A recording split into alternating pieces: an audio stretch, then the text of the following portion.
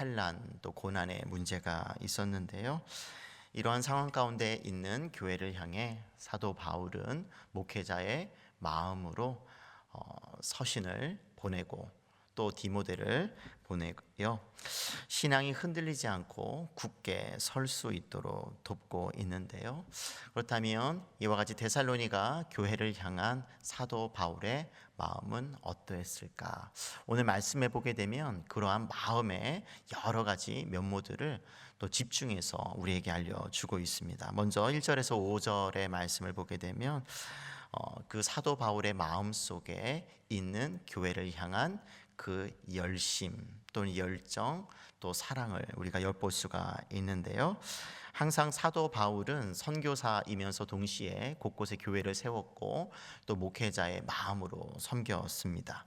그래서 항상 그 섬겼던 교회들을 향해서 항상 마음이 있었는데요. 그런 마음을 먼저 1절에 보니까 데살로니가 교회를 향해서 우리가 참다 못하여 라는 표현이 나오게 됩니다. 여기서 참다 못하여 라는 말은 가만히 있을 수가 없을 정도로 강렬한 그런 애정을 가지고 있다는 것을 우리에게 보여주고 있죠. 왜냐하면 지금 데살로니가 교회의 그 환난의 문제, 고난의 문제 가운데 있을 때에 그 교회에 직접 가서 방문을 해서 돕고자 하는 그런 마음이 있었지만 갈 수 없는 그런 상황 속에서 어떻게 할까? 어떻게 하면 도울 수 있을까? 그와 같은 마음이 사도 바울의 마음속에 불일 듯 일어났던 것이죠. 그래서 이렇게 우리만 아덴에 머물기를 좋게 생각하고 가고 싶으나 갈 수 없어 이렇게 표현하고 있는 것이죠. 근데 바울에겐 이런 교회가 건강하기를 바라는 그런 마음, 이런 목회자의 마음이 있었는데 그래서 서신도 쓰고 또 오늘 말씀 또 이어지는 본인이 갈 수가 없으니까 2절의 말씀을 보니까 대신 디모데라고 하는 신실한 일꾼을 보내는 것을 통해서도 우리가 그 마음을 알 수가 있는데 그 2절의 말씀을 보니까 그 데살로니가 성도들의 그 믿음을 염려하여 그 디모데를 가리켜서 이렇게 표현하고 있습니다. 그리스도의 복음을 전하는 하나님의 일꾼이다. 이렇게 소개하고 있는 것이죠. 그래서 바울과 같은 동역자로 성도들에게 영적인 이런 돌봄을 그런 제공하기 위해서 디모데를 보내는 것을 알 수가 있습니다. 2절에 보니까 이는 너희를 굳건하게 하고 너희 믿음에 대하여 위로함으로 아무도 이 여러 환난 중에 흔들리지 않게 하려 함이라. 굳건하게 하고 흔들리지 않게 하려고 보내는 것을 알 수가 있습니다. 여기서 굳건하게 하다라고 하는 단어는 그리스 고전에서 일반적으로 건물을 보강한다라고 하는 그런 의미가 있습니다. 여기서는 비유적으로 교회를 흔들리는 교회를 굳건하게 하는 그런 비유로 사용되고 있는 것이죠. 그래서 교회 안에서 이처럼 서로가 서로를 돌보며 또 신앙이 흔들리지 않도록 세워주는 그런 교회의 모습의 중요성을 우리가 여기서 보게 됩니다. 그러니까 이제는 교회가 세워졌으니 잘 할 수 있도록 돕는 역할도 굉장히 중요하다고 하는 것이죠. 또 보수가 필요하고 또 보강이 필요하면 그와 같이 어떤 그런 작업도 이어서 계속 유지하는 것도 필요하다고 하는 말씀입니다. 히브리서 10장 24절과 25절의 말씀을 보니까 서로 돌아보아 사랑과 선행을 격려하며 모이기를 피하는 어떤 사람들의 습관과 같이 하지 말고, 그래서 서로 돌아보라. 그래서 교회는 서로 돌아보는 공동체여야 할 것입니다. 오늘날에도 어려움 속에 있는 교회 또는 성도들이 있습니다. 그때 누군가의 그 도움의 손길, 그 따뜻한 그 그리스도의 예수님의 그 마음을 담은 그 따뜻한 손길이 그 교회 공동체 전체를 살리기도 하는 것이죠.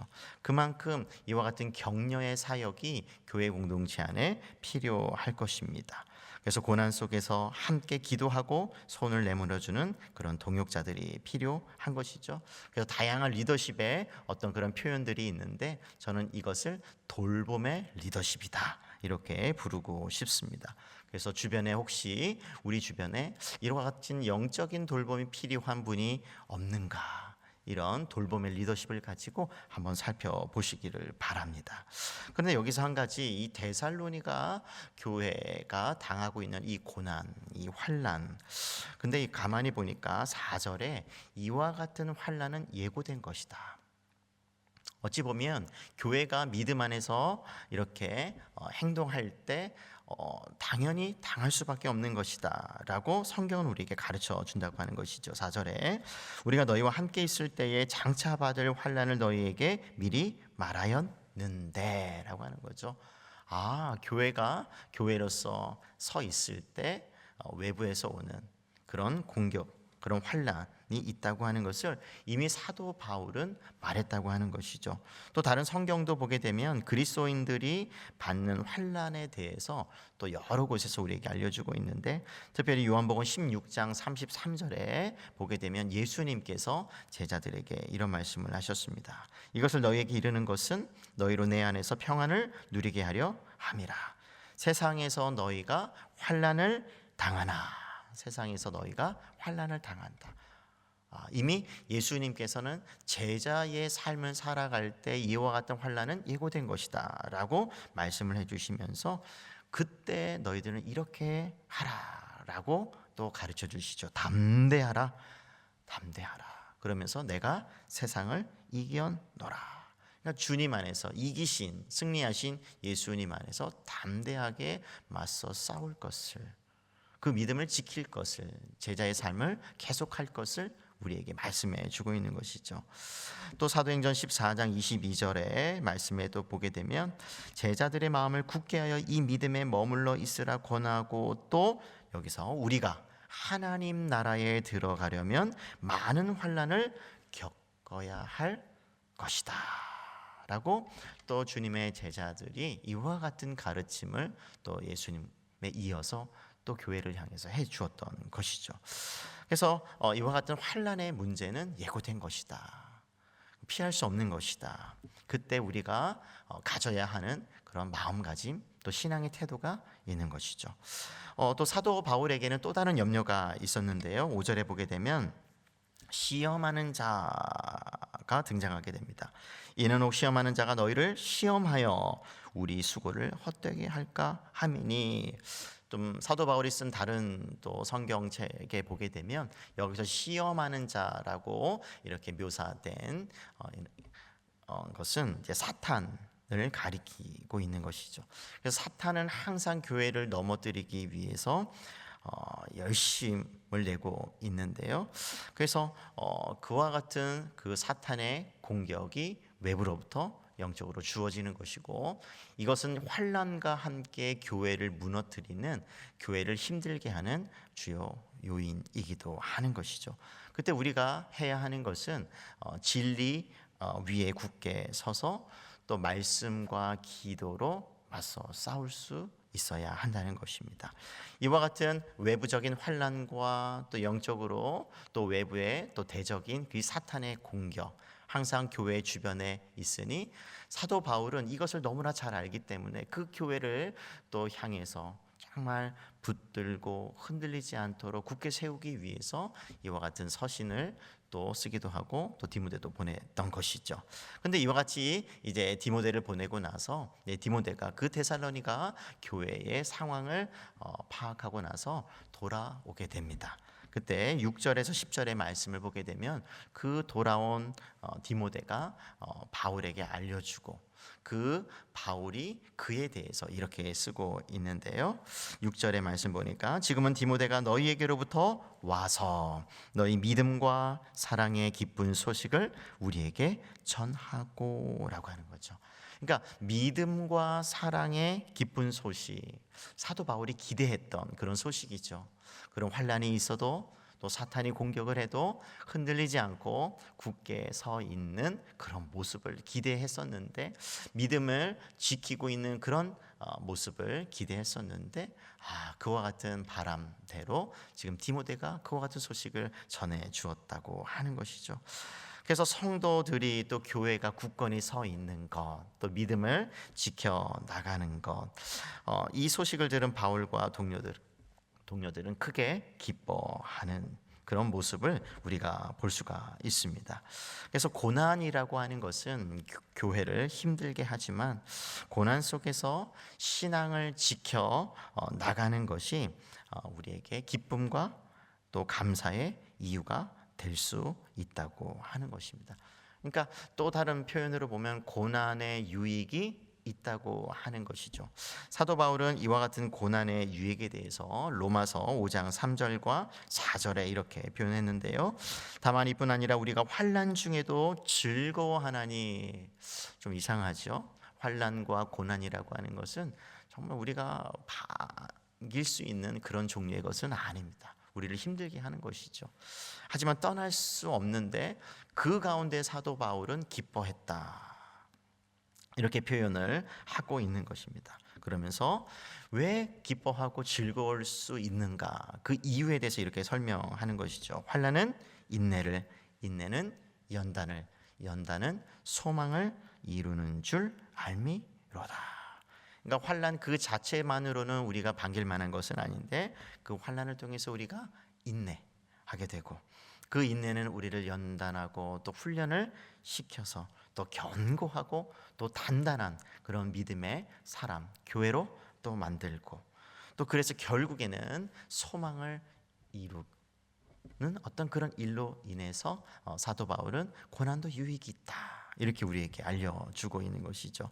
또 야고보서 1장 2절과 4절에도 보게 되면 내 형제들아 너희가 여러 가지 시험을 만나거든 온전히 기쁘게 여기라. 이는 너희의 믿음의 시련이 인내를 만들어내는 줄을 너희가 알미라. 야고보도 마찬가지로 믿음의 어떤 그와 같은 시련, 그런 어려움이 인내를 만들어낸다라고 하는 것이죠.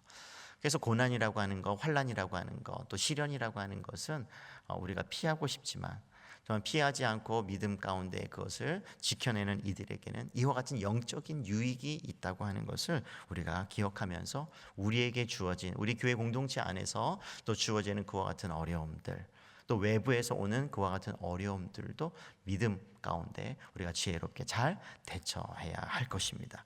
세 번째로 이렇게 이제 사도 바울이 이와 같은 소식을 듣고 참 크게 기뻐했는데요. 그러면서 그 교회를 향해서 마지막 마무리를 기도로 하나님 앞에 올려드리는 것을 볼 수가 있습니다. 우리 11절인데요. 11절부터 13절까지 사도 바울의 그와 같은 기도가 등장하게 됩니다.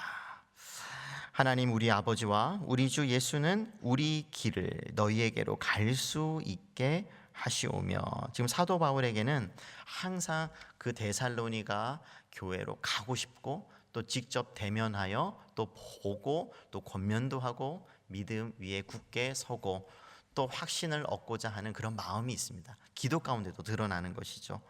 그래서 우리 길을 너희에게로 갈 수 있게 해달라고 하나님 앞에 기도하는 것이죠. 하나님, 갈 수만 있다면, 하나님께서 허락하신다면 직접 가서 이와 같은 말을 또는 그 이상의 말을 전하고 싶습니다. 하나님 앞에 먼저 기도하는 것이죠.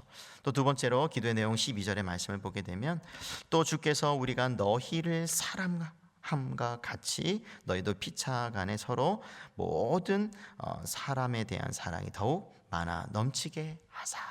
지금 믿음과 사랑 안에서 있는 그 교회 공동체 안에 있는 그것이 계속해서 넘칠 수 있도록, 더 많은 사람들에게 그것이 흘러갈 수 있도록 위해서 기도하고 있는 것이죠. 또 세 번째로 13절의 말씀을 보니까 너희 마음을 굳건하게 하시고, 항상 지금 교회 공동체 안에서 이와 같이 굳건하게 서 있는 모습, 흔들리거나 넘어지거나 또 다른 데로 도망치는 그런 모습이 아니라 환난 가운데서도 굳게 서서 흔들리지 않는 그런 믿음의 모습을 기대하고 있었는데, 하나님께서 지금 그렇게 굳건하게 서 있는 그대로 그것을 유지하게 해달라고 기도하고 있는 것이죠. 또 우리 주 예수께서 그의 모든 성도와 함께 강림하실 때에, 언제까지요? 예수님 다시 오시는 그날까지 그와 같은 흔들리지 않는 그런 믿음의 모습, 사랑의 모습을 지킬 수 있도록, 보일 수 있도록 하나님 도와달라고 기도하는 것이죠. 하나님, 우리 아버지 앞에서 거룩함에 흠이 없게 하시기를 원하노라. 교회의 거룩성을 지켜달라고. 왜냐하면 세상의 유혹과 사탄의 시험과 또 다양한 또 삶의 그런 어려움 가운데 얼마든지 이와 같은 거룩성이 훼손될 수 있는 상황 속에서 주님 다시 오실 때까지 그 거룩한 교회라고 또 성도, 거룩한 무리라고 하는 그 신원 정체성을 유지하게 해달라고 지금 간절하게 기도하고 있는 것을 볼 수가 있습니다. 그래서 베드로 전서 1장 15절에서 16절을 보게 되면 오직 너희를 부르신 거룩한 이처럼 너희도 모든 행실에 거룩한 자가 되라. 또 요한복음 13장 34절과 35절에도 보게 되면 새 계명을 너희에게 주노니 서로 사랑하라 라고 하면서 이와 같은 사랑과 이런 거룩한 모습을 주님 다시 오실 때까지 유지해 달라고 기도하고 있는 것이죠.